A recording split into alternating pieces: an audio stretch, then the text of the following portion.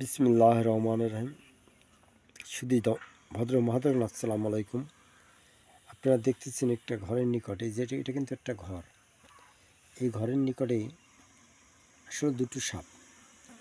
এই সাপগুলো বেশিরভাগ গর্তের ভিতরে থাকে, কারণ এরা মাটির ভিতরে বেশিরভাগে থাকে। দেখেন, দুটো কিন্তু ফনা তুলে তাকাই রয়েছে, কারণ সুযোগ পাইলে একজন মানুষ গেলে বা একটা লোক গেলে তাকে ধ্বংসন করতে পারে।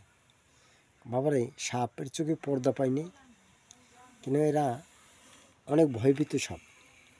কেন অনেকে মন্তব্য করে যে জাকির ভাই, এই সাপে কামড় দিলে, আপনারা এই সাপে যদি কেউ কামড় দেয় ছুটোছুটি করবেন না, তাড়াতাড়ি বান দিয়ে আপনারা ভালো হাসপাতালে চলে যাবেন। কারণ কি জানেন, কোনো ওজার বাড়ি গেলে কিন্তু সাপে কাটা রুগী এরা বাঁচাইবার পারবে না। কেন এই সাপে যদি কামড় দেয়, অ্যান্টিব্যারাম ছাড়া, একটা অ্যান্টিব্যারাম একটা আছে, দাম হইলে বেশি 1000 টাকাও আছে, 12,000 টাকাও আছে। 1000 টাকার কেন কোনটার 10টাও করা লাগতে পারে। কারণ কি জানেন, যেরকম বিষ অনুভব বুঝিয়ে করতে হবে। ব্লাড টেস্ট করে, আপনার ব্লাড টেস্ট করে ছাড়া যদি অ্যান্টিব্যারাম করা হয়, তাহলে কিন্তু আপনি এমনিই মারা যাবেন। কেন কাকা, ওটাও কিন্তু একটা বিষাক্ত। এই যে দেখছেন, ওটাও কিন্তু একটা বিষাক্ত।